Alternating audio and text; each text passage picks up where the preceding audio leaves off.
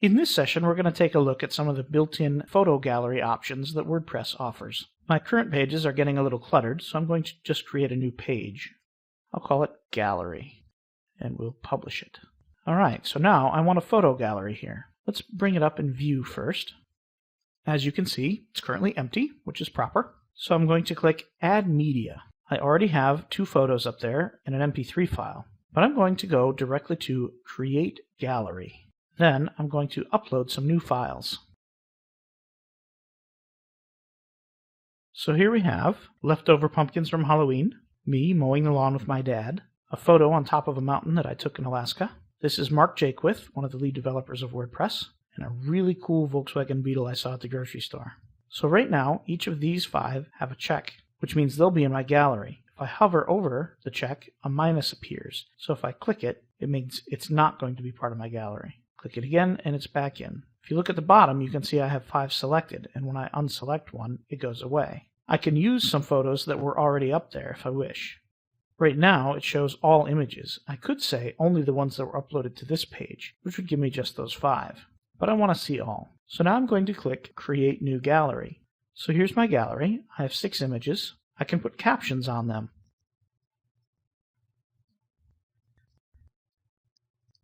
There, now they have captions. If I want to reorder them, I simply drag them around. Note when I hover, there's an X. I can still remove this from the gallery if I wish. I can reverse the order of them without having to do it manually. Then on the right, I get to choose where these images link. They can go to the attachment page for each image, or the media file for each image, or none. I'm going to choose media file. I can choose how many columns I want. By default, it's 3. I could choose 2 or 9. I'm going to choose 3 columns. Also, I can choose random order, and they will change order every time I reload the page. I don't want that. I want them in the order they are now. So I'm going to click Insert Gallery. And that's what a gallery looks like, the editor we use. If you flip over to text, you'll note that it's actually just a shortcode. The shortcode is called Gallery. There's an option called Link, which tells it where to go in its file. And then IDs. These are the post IDs of the images in the media library. Let's click Update and go look again. And there we are. There's our gallery. If I click an image, it goes to the full one. Now note that it made little squares out of each of them, and when I hover, I get to see my comment. So this is actually a short, wide picture, but it still made it a square. This one is a tall, narrow picture, and it still made it a square. There are a variety of plugins which allow you to enhance the built-in galleries. Jetpack has a really excellent plugin that lets you make a tile, kind of like Pinterest. But let's go back to the editor real quick, and we can choose Edit. And it brings this back up, and I could say I want 2 columns.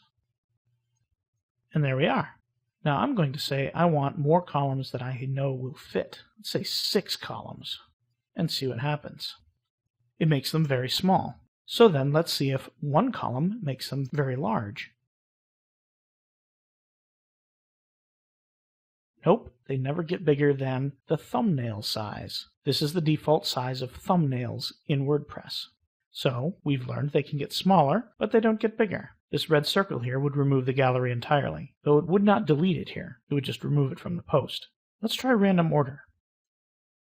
So we have pumpkins first and Mark last. Now we have the cross first and me and my dad last. That can be cool, but if you have somebody who comes here looking for a specific image in a specific spot, it can be annoying to have it move around. This gallery is tied to this post. I can't go to another page and embed this gallery. I would have to recreate it for that page. That can be a little annoying. There are many plugins, though, which provide additional gallery functionality, like being able to create a gallery and embed it in a number of pages. This one has the advantage of being built in and always being there when you need it, and it will always work the same way.